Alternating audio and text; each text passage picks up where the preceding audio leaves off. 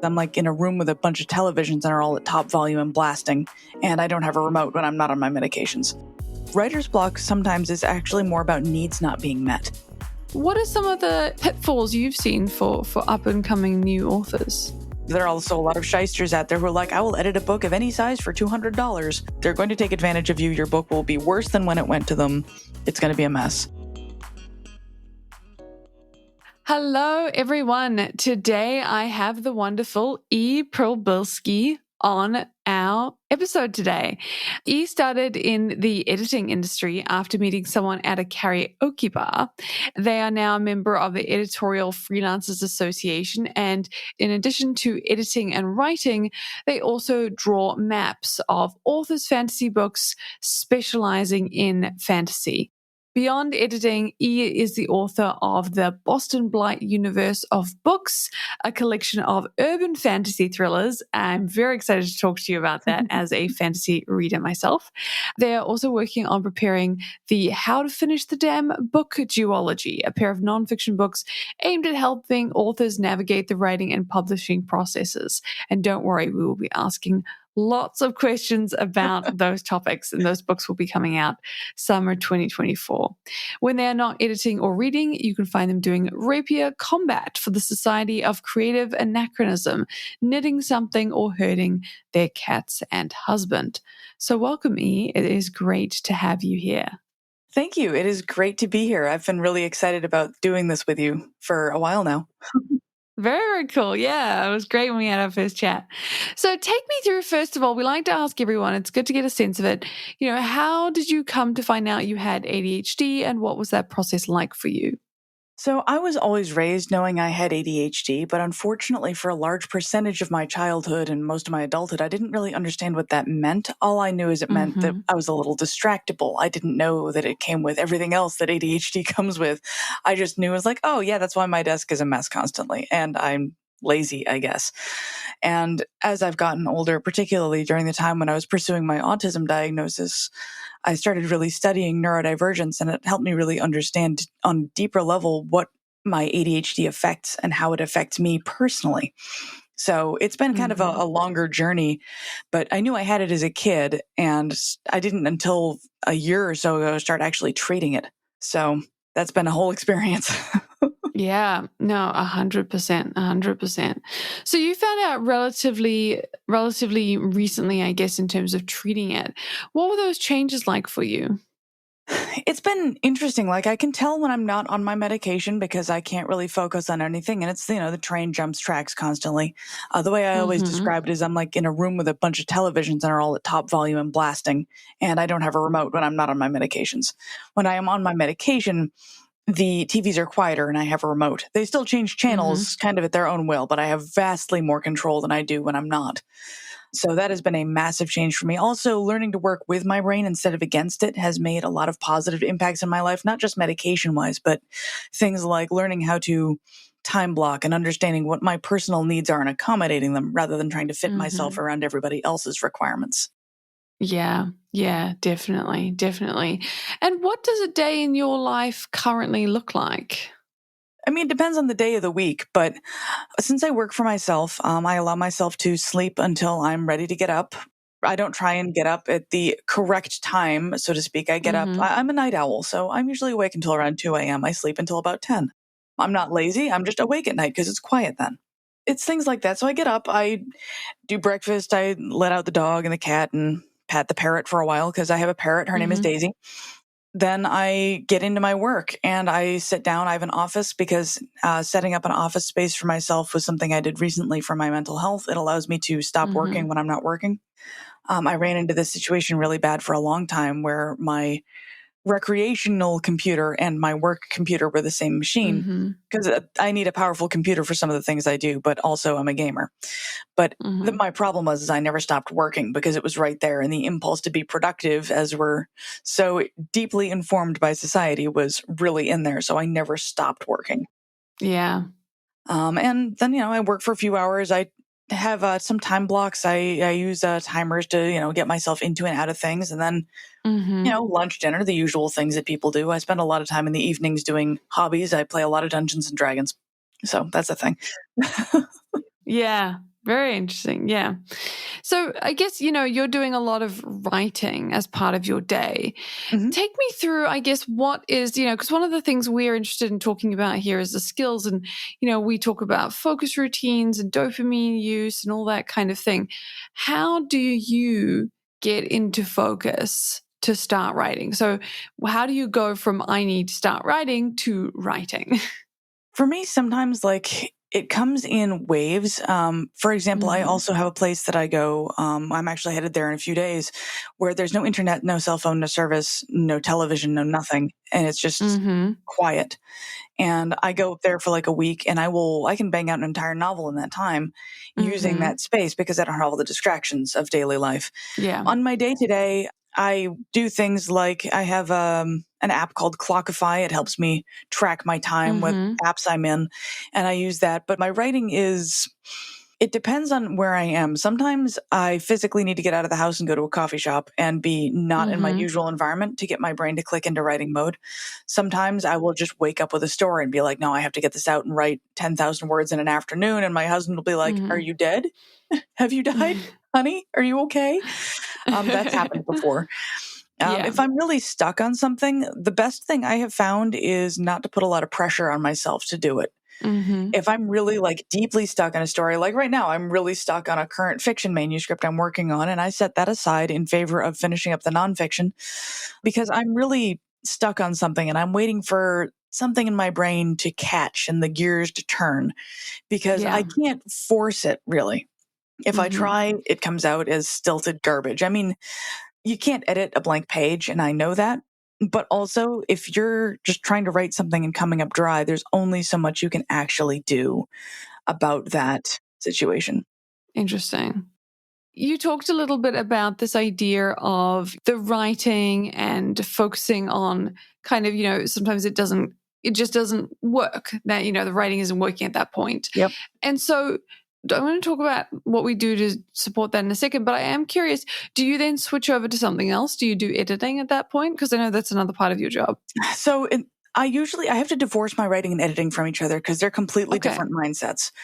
You can't write with the same mindset you use when you're editing because if you're writing with an editing Hmm. mindset, you're going to hate everything you write and it's going to Yeah, be I garbage. have had that problem as well. Yeah. Exactly. Right. And if Yeah. you try and edit with a writing mindset, you're not going to be as Hmm. attention to detail and as emotionally removed Hmm. from the thing. Yes. So they're separate things. I can't really switch from one to the other at random. I Hmm. kind of pace them. So I'll be like, all right, this week is my writing week. Now, if I can't get something and it just isn't working, I will walk away from my computer and go do something else for a while. Preferably something not writing related. Like I'll go knit something and just listen to Hmm. a podcast or something like that. And sometimes that allows, so what goes on is my subconscious is still chewing over the story that I'm struggling with, Yeah. even if I'm not actively thinking about it, particularly if I'm doing something that's more meditative in a way. Like I said, like knitting or drawing or something like that, where I'm using my brain, but I'm not trying to produce another kind of media. Hmm. And when that happens, my brain will chew away at it, and eventually it'll be like, oh, there it is.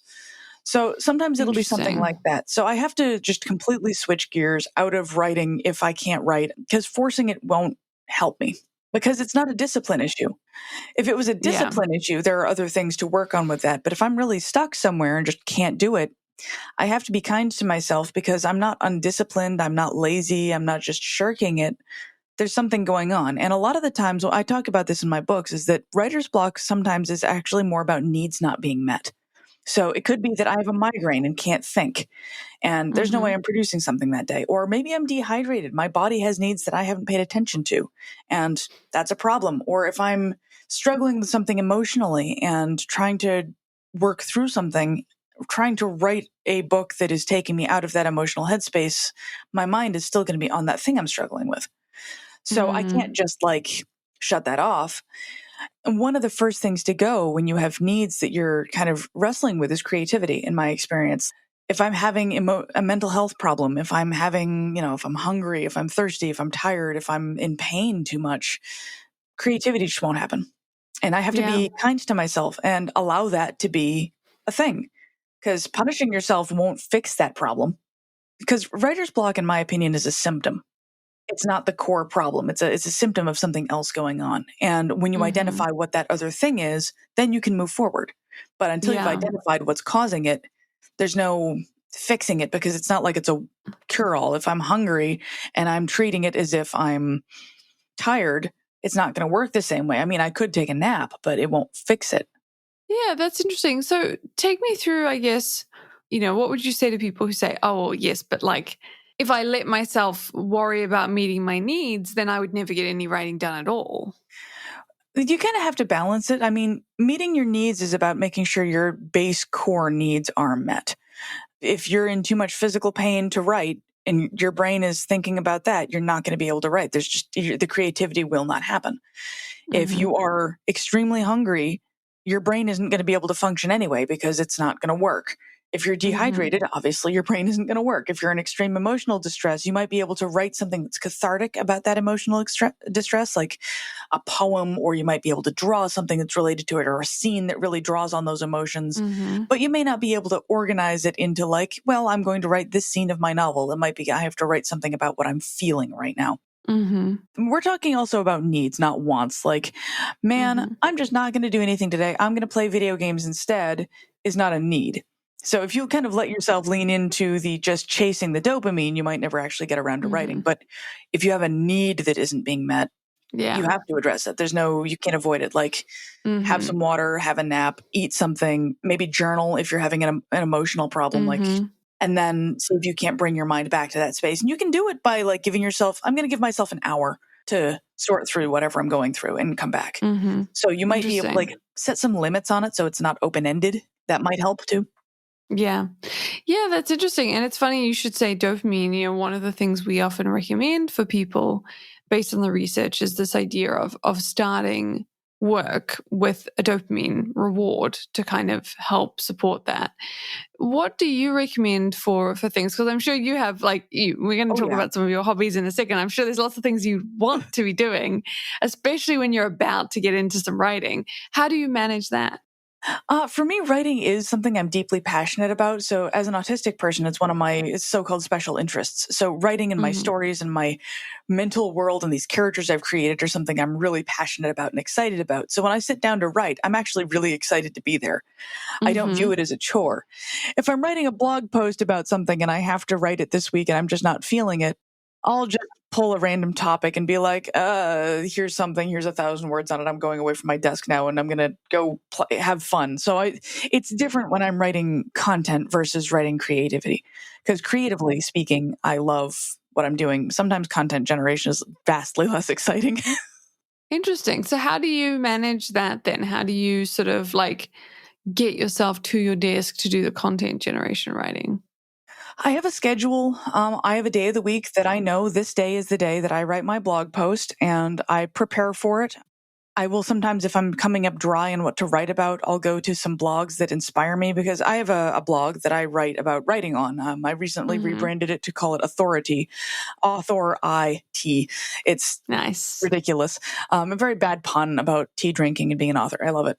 But if I'm feeling stuck, I'll go read some blogs about writing and see like if I can find something, or I'll skim some writing spaces and see what authors are talking about right now, or look at some articles and see what's going on this week about writing, and something will eventually catch me.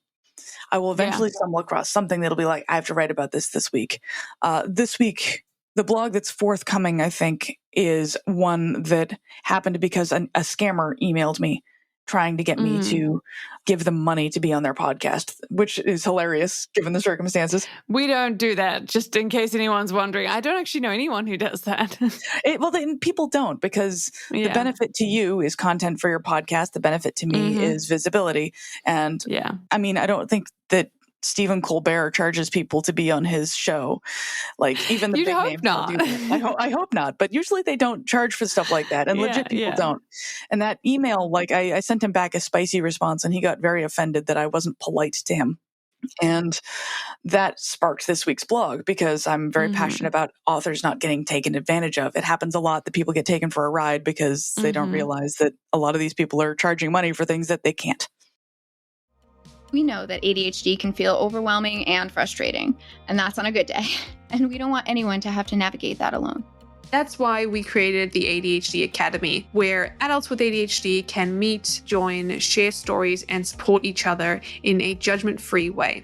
If you want to connect with others who truly understand you and learn research-based strategies to help you feel more in control and build momentum in your life and work, you found the right place.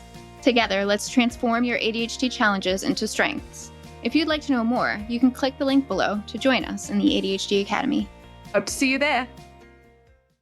That's interesting. That actually makes me wonder, like, obviously you work with authors to a certain extent. I know that's one of the things that you do. What are some of the pitfalls you've seen for up and coming new authors? The thing that I have seen a lot of the time is people struggling with story structure. So they'll have a great beginning, really excited. They'll know what their ending is, but then they get to the middle and then they're like, how do I connect the dots? Where do I go from here? Everything's falling apart. Oh no. Mm-hmm.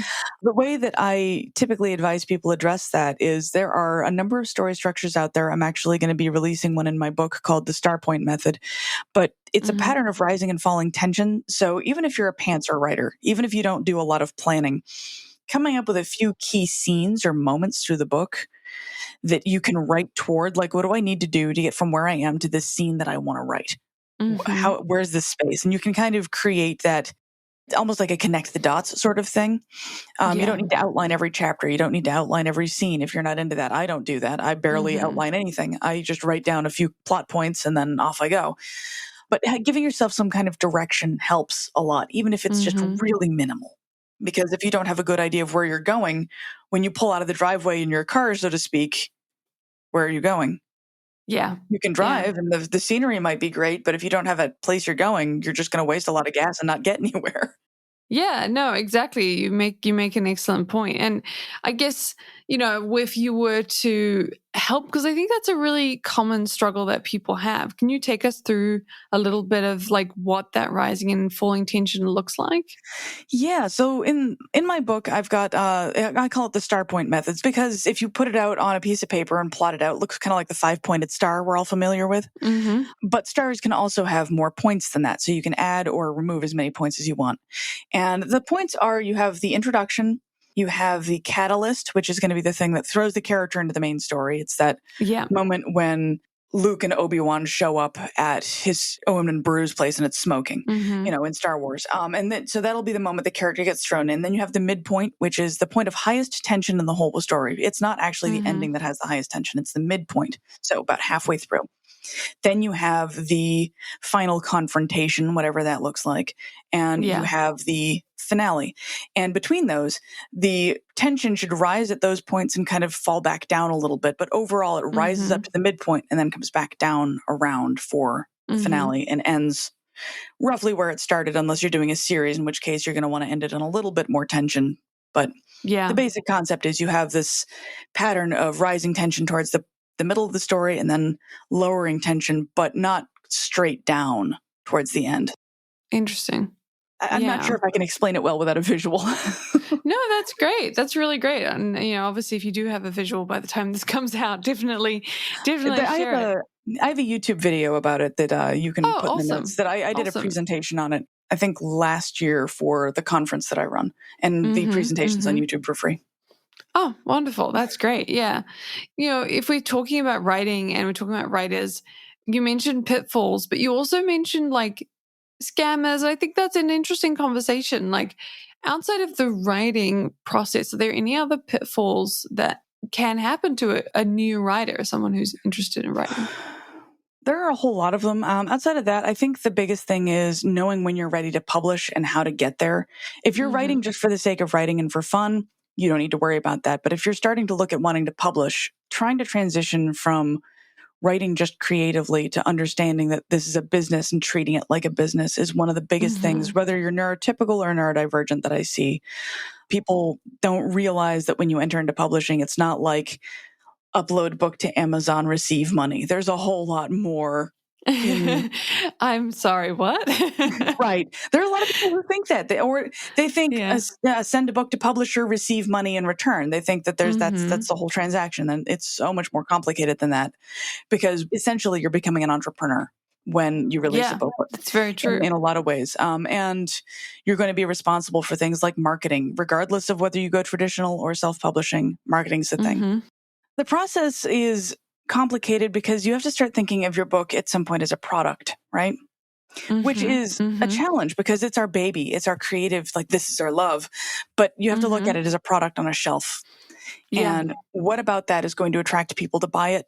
Who are you trying to reach with it? Like who is going to want to buy this book? Yeah. You're going to think about things like, how am I going to tell people who want to buy this book where it is?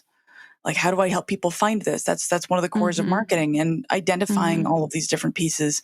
Then there's the purely business stuff. Like if you are self-publishing, taxes, income, sales, all that kind of stuff, that's a thing you're going to have to deal with. There's accounting involved. If you're working with a traditional publisher, you're going to be getting a W-2. But if you're self-publishing, you might want to start a corporation and other stuff in order to protect yourself and handle all of those expenses. Marketing is not free. Advertising is not free. Editing is not free. Editing is expensive. And there are people out there who like to try and cut corners on all of those things as hard as they possibly can. And it's not a benefit because they end up with subpar products. The people who can cut corners and launch something successfully are folks who have a lot of experience. Because if you've written for 20 years and published for 20 years, your editing costs are going to be lower than somebody who's just starting out because theoretically you need less editing. Yeah.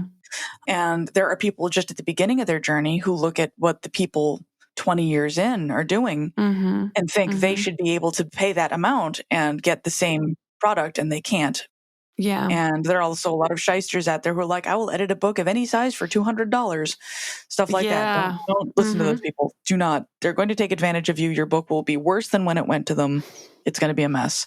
And this isn't to say that beginning editors who are offering low rates are dishonest. They're not. They will tell you, I'm new, so I'm charging an introductory rate, and that's why this is so low. And at that point, you can make a decision, caveat emptor. They might be great, they might be awful, but at least they're honest. Yeah. There's a lot of people out there who will charge very little money and butcher things. And I've done editorial triage on a lot of those cases, and it angers me every time. Yeah. Yeah, that's so interesting. It's funny when you say this, I can imagine for a lot of people who are thinking about writing, and I've worked with a lot of writers, there's a bit of imposter syndrome that comes in at this point. There's a bit of like, well, you know what? I don't think this is for me because this sounds like it's got a lot of things involved and I'm probably not going to be great at all of them. And this is a lot of opportunity to sort of fail, essentially. How do you recommend navigating that? Because you obviously have.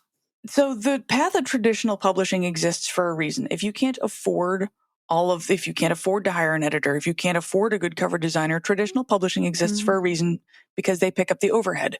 And I used to own a traditional publishing company. We put $10,000 of equity into every single book we published. Wow. And while there's no guarantee you will be published if you go the traditional route, if you can't afford to do self-publishing and can't pay the overhead, it exists for a reason. It's okay. You can go that route. You're going to have to learn to market, but there are a lot of resources out there that can teach you how to do it in ways that aren't terrifying. Because at its heart, marketing is just telling people who already want to buy a product like yours that you exist. That's all you have to do is find the people who want your book and be like, hi, I wrote this. You'll enjoy it. And they'll be like, yes, please. I would like 3 of them. Yes, yes. Actually, do you have any idea, because I've noticed this on the internet recently and I'm really excited about it. There's a new, or feels new, maybe the algorithm, which is ironic, is bringing it to me now. There's a new concept of like marketing without social media, marketing without like having to hit algorithmic like requirements, basically. I don't bother with the algorithm really. I don't pay attention to it. Yeah, I had a feeling. Tell me what you would recommend. Yeah.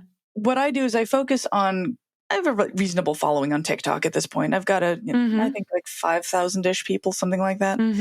And the way I did that is just I post content, or when I'm on social media, I share things that I know that people who want to connect with me will enjoy. I don't bother with the algorithm other than I avoid certain words maybe that the algorithm will censor and subdue, like, Yeah. because I write murder mysteries, so I don't talk about murder on TikTok because they'll be like, we are going to downvote that one. So you have to be careful with your phrasing. But generally speaking, if I'm talking about what I do, I'm just talking about things that people who want what I write, what I produce as an editor or as an author, I'm talking about that. I'm also talking about me because readers want to connect with authors as human beings. Our world is so full of ads right now. Like, I can't do anything without something in my line of sight telling me to buy more of this product.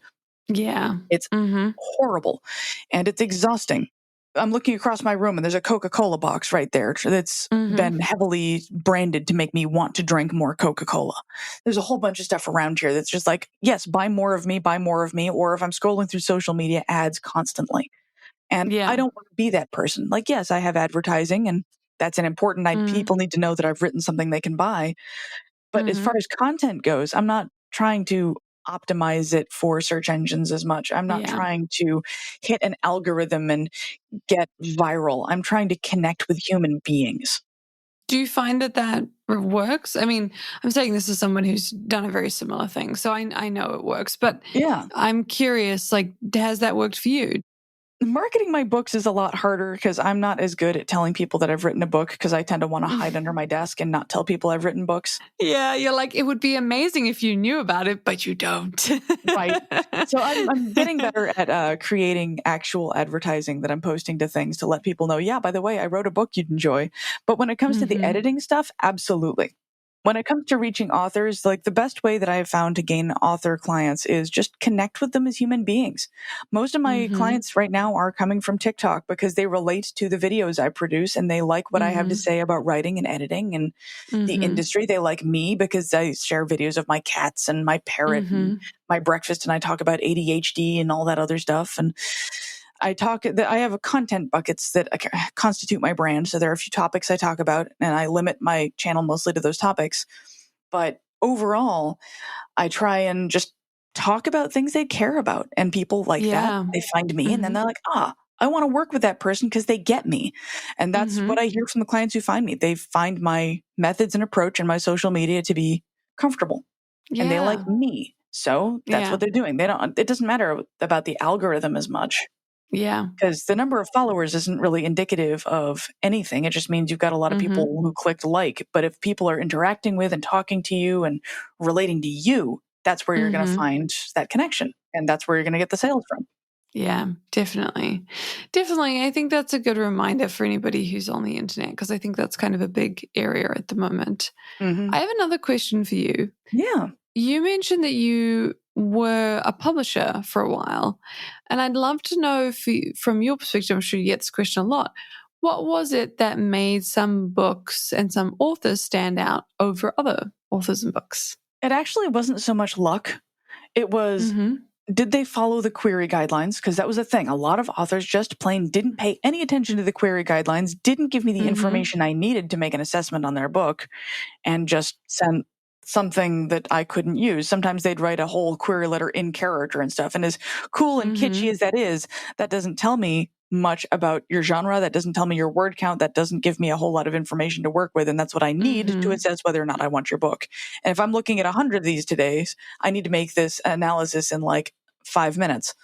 Yeah, that's a really, really good point. Yeah. Right. So please follow the query guidelines. They're there for a reason, because the people who work in the query inbox, which is in not so affectionately in publishing called the slush pile, people who work in that space, we have so many emails to read. And if you follow the guidelines, follow the formatting, it makes our jobs easier. And the easier my job is, the more likely you are to get a positive answer. Yeah, that's a really good point. Yeah. After that, I look for, are they sending me a book in the genres we publish? Because that happened often too. People would try and send us books in genres we never worked in and wouldn't work in, and said in our website, we don't take those genres, but people kept trying to send me poetry. I don't hate poetry, but I was not a poetry publisher. I published fiction solidly. Like I was thrillers, fantasy. Give me those things. Don't give me poetry. I can't position that in a market. That kind of stuff. Also pay attention to your word count. If your word count is massive, you're probably going to get turned down a lot because the costs associated with editing and publishing a book whose word count is extremely high, and we're talking like 100,000 words or more, it's expensive. Like if we're talking $2,000 or more for one pass of editing, just one. And when you're working with a traditional publisher, you're usually getting like 3. Yeah. So it becomes very expensive. And then we're talking printing costs, printing a physical copy of a book that size, a doorstopper. The amount of money I can charge for that book is only so much for the market. Yeah. And the printing costs are not low. So if you're trying to sell an epic fantasy and you're looking for a doorstopper, be prepared for a lot of rejection. A lot of the authors who write doorstoppers, like Brandon Sanderson, Tolkien, J.R.R. Martin, there's a lot of them, they all started with much smaller books to get in. Interesting. That's really interesting. It's a good point. Yeah. Yeah, their first book wasn't, one of the ones that if it fell on you would probably kill you. They were like The Hobbit. Yeah. The Hobbit came out before Lord of the Rings for a reason. Publishers will be more likely to pick up a shorter work than a giant one. That isn't to say your giant baby shouldn't be a thing that exists in your world, but you might not want to try and send that to a publisher as your very first book because you haven't guaranteed you can sell. Then finally, when it comes to the book itself, the writing sample, I can tell you that generally speaking, when it came to assessing whether or not I wanted a book, I could tell within the first page, and I mean printed page, so first 250 words, whether or not this book was going to be something I was interested in or not. Oh, interesting. What made that the case? Whether or not the writing was good, whether or not the author started with a solid voice, whether or not there were issues with the book that I was like, oh, this is going to show up later. There's all kinds of, it wasn't exactly a checklist. I've been doing this for long enough that it's more of a gut response of this is going to be a good book versus this book is going to require a lot of work. And I don't know if I want to invest that much money in this, because the reality is a lot of authors, when they go to traditional publishers, they sent us the book, we'd publish it, and then we'd never hear from them again, except where are my royalties? They wouldn't market. They wouldn't do a lot of the things they needed to do, and they'd be mad that they weren't selling books. And so we'd invest $10,000 in a book that earned $150. Interesting. Would you go for authors that tended to be people who you thought might actually tell people that the book exists? Yes, if they have some indication of a marketing plan. It wasn't always in the query requests, but I did add it in later on before I closed. If they had a marketing plan in place, like, okay, here's how many followers I have on social media, here's how I'm going to position the book, here's my target audience, etc. That gave me a serious boon to understanding that they are actually going to do this, particularly if they already have some kind of platform. If they didn't have a platform and the book was really good, I could help somebody build one, and I would help somebody build one. But a lot of the time, people just thought it was hand in manuscript, receive money, and that was the whole transaction. Right. And that's a myth that is, I don't know where it came from, because I've spoken to some of the really big names in the industry, like Raymond E. Feist. He's a really big time fantasy author. And I had a conversation with him on Twitter, and he's like, nah, in the 1970s, I was dragging books around behind me in a wagon trying to sell them to bookstores. It's never been true that publishers did everything. Authors are expected to sell their books, because if you're reading a Neil Gaiman book, do you want to hear from Neil Gaiman's publisher, or do you want to hear from Neil Gaiman? I have never clicked on something that says Neil Gaiman's publisher, and I've definitely clicked on a YouTube video with Neil Gaiman in it. Right. That's my point. Like, people want to hear from the writer. They don't really care about the publisher. Like, who cares about Tor fantasy? Like, unless you're in the industry, or like, okay, well, this publisher publishes fantasy, so I'll check out the other books this publisher has, but that's not going to be who I want to talk to. Yeah. No, that's a really good point. This kind of brings me to another question, which is, you wear a lot of hats in your life. You've obviously published, you have to do marketing, as we've discussed. How do you balance all of these different hats during the week when you're doing something very intensive like writing? Very carefully. So I've taken to, like I said, I have a schedule. So my Mondays are my content generation days. That's when I write my blogs, I record my podcast, I do all of the work I do in order to get the marketing stuff done for the week. Then I schedule the posts. And the rest of the week, I'm either I might be editing for a client, or I might be writing whatever it is, the other projects, that's the rest of my week. But I take one day a week where I'm like, okay, this is my marketing day. I'm going to make my graphics. I'm going to get everything going. So I don't need to spend all week in social media distracting myself. Yes. One of the things that does help with the hat wearing is strategies. So I have broader scope strategies. I have my social media strategy, so I know what I'm going to post when, and I have my recording time and everything else, get that done and get that sorted. So if you go at it with an actual strategy, you can do that kind of thing and plot things out. And then kind of, it's not set it and forget it, but it is, I do this thing once a week, and then the rest of the week I do my other projects. I also, like when I'm working for a client, I schedule my editing clients around my writing. So like I will take weeks sometimes and just not talk to anybody and go write, because that's what I need when I'm writing. So I build those points into the schedule. When I'm working on conference planning, because I run a conference, when I'm planning that, I'm focused on conference planning versus other things. And I block out these times and I give myself buffers around them, because with neurodivergence, we don't change gears super well. Yeah. That transition time takes a while. Exactly. So I have to build in transition time, or I will have tasks that are similar enough to each other that the transition isn't as rough. Yes, we call that chunking. Yes. Yep. Exactly. That's kind of like with the social media thing. When I'm doing my marketing day, I put all my marketing stuff together and ta-da. All those tasks they're different, but they're all related. And I can just put my brain into marketing, or I can put my brain into editing or writing. And I just kind of change which dial I'm on and give myself either, sometimes I can't do them in the same day, but it might be, I'll take an hour or two downtime and go do something else that's unrelated to writing in any way for a while. Like I'll go weed my garden. I'll go make a meal. I'll go do something and then come back, and that'll let me transition into the next thing, because I won't be trapped in that first headspace. It's interesting that you should say that, because I guess one of the things that I'm curious about, because I think it's something we all struggle with, which is there's always so many things to do. There has to be at some point a prioritizing that goes into it as well. How do you choose what to prioritize with your time? Well, when I have paying clients, obviously they're getting my attention because they're paying for that time. They receive the full amount of my focus. Since I put out about a book a year, which is relatively quick, but I've been writing for a long time, so please don't anybody else measure yourself up to that stick, but I write about a book a year. And the thing that I'm working on with that is just like, you make space, you create time, you develop that space as that thing, and don't let other things infringe on it. So part of it is a matter of self-care too. I don't know if I answered your question. I think I forgot your question halfway through what I was saying. Yeah, so my question was about prioritizing. So how do you because, you could be on social media, but you could also be writing, but you could also be running a conference. Like, how do you decide what to prioritize when there's so many things? Because we have ADHD. Yeah. The timelines, honestly, if the conference, if I have something I need to do for the conference, like right now we're accepting requests for speakers. I had to get that all sorted and got all of that out onto social media, because I need to have those speakers planned out. And some of those people they plan out what they're doing next year now, because I have big industry folks. So those are things I have to do. And so I look at where things are due, oh my God, this is due tomorrow kind of thing. I do that to myself. So I set up deadlines of when things have to be done, whether it's finite or just self-created, and meet those deadlines.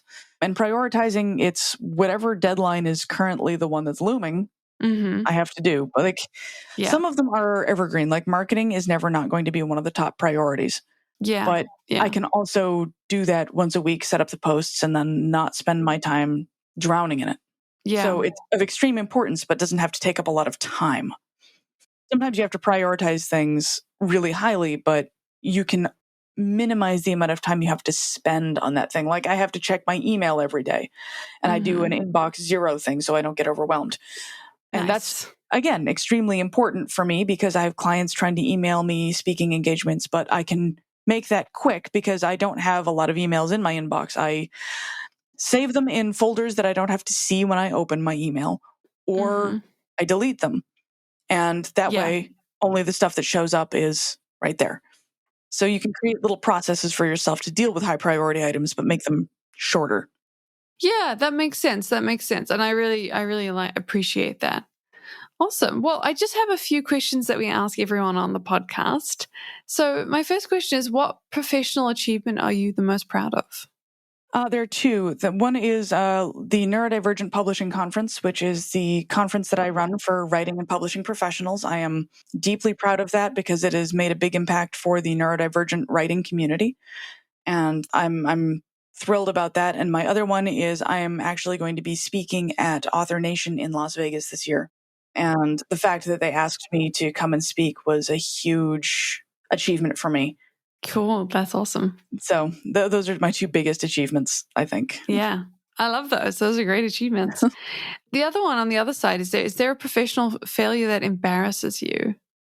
I struggle with timelines sometimes. Like I will overcommit to how fast I think something's going to take, and then I will end up with a spate of issues and be unable to deliver like I thought I could. And so that constant fighting with, I need to try and keep things and deliver them to clients on time. And I'm usually pretty good about it, but it's just this perpetual anxiety about, is this going to get done on time? Because I'm physically disabled. I have migraines. I can't control bad pain days, but also I need to be a professional about that. So it's balancing that can be really embarrassing and very difficult if I have to miss a deadline because I had a migraine that week and could not function.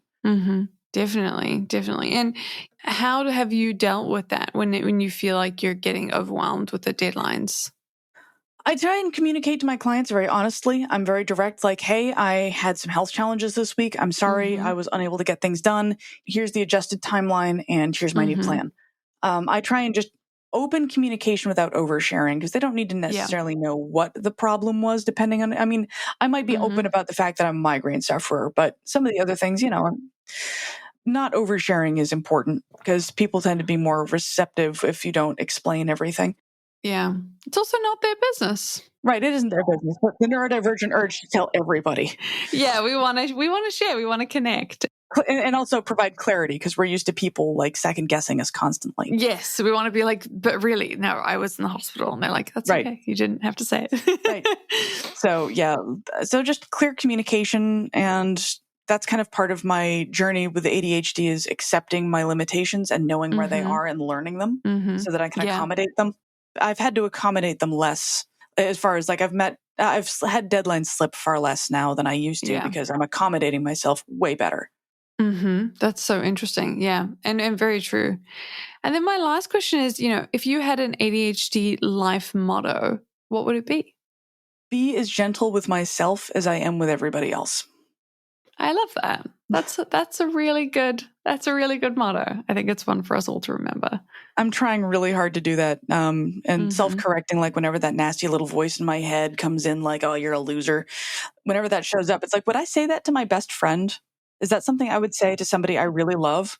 And if that's not something I would say to my husband, to my best friend, to my kids, to whoever, like if that's not something I'd say to them, I don't say it to me. And I will pause, correct that voice and be like, no, I am exhausted and I am struggling and I'm a human being. I'm doing my best. And over time, that nasty little voice gets quieter and eventually mostly goes away. Yeah, definitely. Awesome. Well, it's been so wonderful to have you on, E. I have loved talking about this. There's so many questions I still have, but I think so many good things were answered. So tell everyone where they can find you. My website is ehprybylski.com. I will send you the spelling of that. It's my last name, which I know is, I married a Polish man. I did it to myself. And I am E.H. Prybylski across all social media. So TikTok, Instagram, Facebook, LinkedIn. You can find me pretty much everywhere. Awesome. Great. Yeah, go check it out.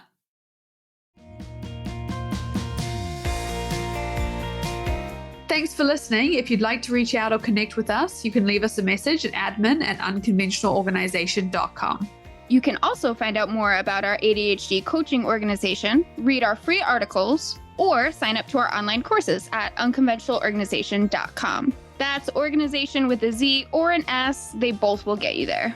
If you'd like to learn more about what we discussed here today, or you want to read the transcript, you can find that at our show notes page at unconventionalorganization.com. If you've enjoyed this podcast and think someone else might find the strategies and stories helpful, the best thing you can do is share episodes using the share button in the podcast player, or leave a 5-star review on Apple or Spotify or your podcast player of choice, letting them know why you've benefited from this podcast. Thanks so much for listening, and we'll see you back in the ADHD Lab next week.